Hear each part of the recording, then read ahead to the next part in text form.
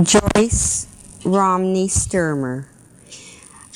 Having been prompted by a parallel search to understand man's inhumanity to man on the one hand, and for a true and lasting love, a love that didn't change or fade, finally I was drawn by Baba's mystic thread to his disciple Malcolm Schloss, and where I first became aware that the Master was on earth.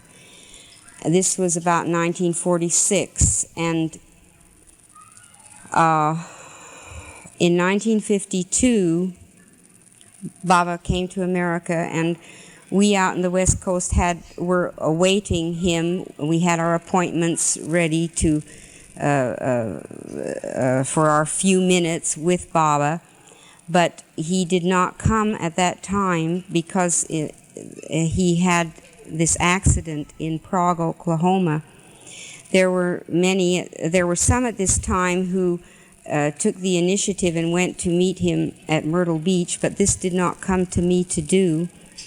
However, Baba, in his infinite grace, gave me the opportunity in 1956 to meet him here in the city where I live. And actually, I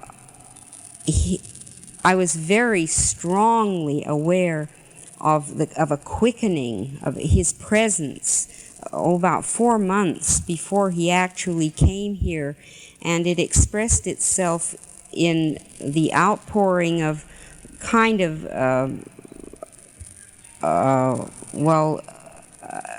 you might call it a kind of epic poem or in praise of the Christ. And then the time came. It was July 31st, and we were to be out at the airport at around 6 o'clock, and my young child, Myran, was 6. And we got up and drove out to the airport, and my first glimpse of Baba there was a distance. I can't gauge how far, but it was quite a long ways away from where we were standing. The plane door opened, and I saw way up high on this platform this white, slight figure. My first glimpse of Baba was a white, slight figure high up on the airplane platform.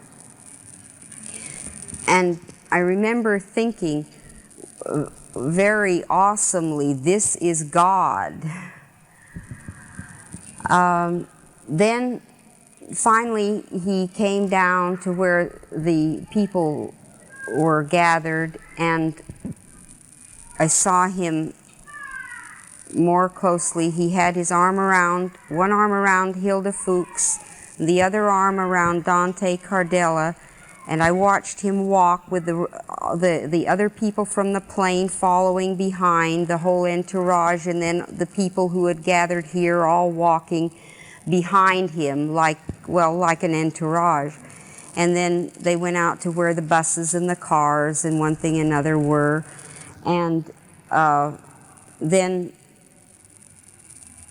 there were so many people around that you didn't see very much after, that, and they put Baba into a car. And then my little boy and I took some of the people from the party, and we drove to the Roosevelt Hotel. And then we disembarked, and someone said to me, whenever you are near the Master, just don't leave. If you don't have anywhere to go, just stay around. Stay where he is, even if you are not in his presence. So my little boy and I just stayed there. And for a while we sat in the lobby, and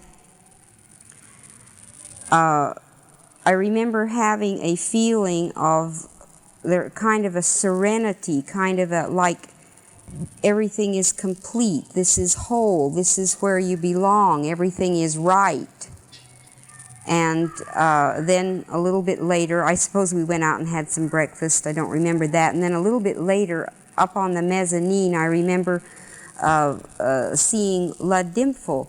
And I had met Lud once before when he came down to Los Angeles to show a Baba film. And we greeted each other, and he asked me if I had met Baba, and I said, no, I haven't gone in yet. My appointment is for 1 o'clock. And he said something like, he sensed that I was a little awestruck and perhaps a little nervous about such meeting God. And he said, oh, don't worry, Baba's just a human being, he's just perfectly natural. And he said, come on, we'll go in and meet him. So he took me in, and there I was in Baba's presence. There I was in Baba's presence. Having given it a great deal of thought beforehand, in my heart, I'd wanted to express spontaneously the love and warmth that so many people have done in meeting Baba, but it seemed that all my English reserve came to the fore, and I was just not free to express. However, I made myself express something, and I embraced Baba, and I remember the feeling in embracing him was like, well, not gross. I mean, he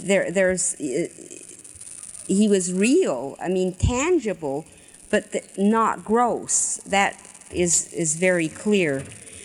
And then the next thing that I remember, Erush said, Baba, do you love me? Meaning, Baba didn't say it, but he said it through. Baba asked me if I loved him. And I just stood there because I thought, I mean, how can I say that I love him? Because I don't know. You, Baba, know if I love you, and I don't want to say that I love you if it isn't really true. So I just stood there, and then again, Baba had Erush say, do you love me? And still, I just stood there. I couldn't say anything. Because it's not how do I know if my love is, if I love God? And again, Baba had Erush say, do you love me? Finally, I got some words out. Yes, Baba, I love you. And then Baba said,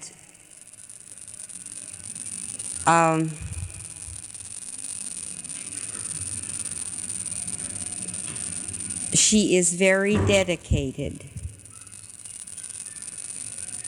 And then he said, love me more and more and forget self. And all this time, my little boy was standing with me, but I wasn't conscious of him.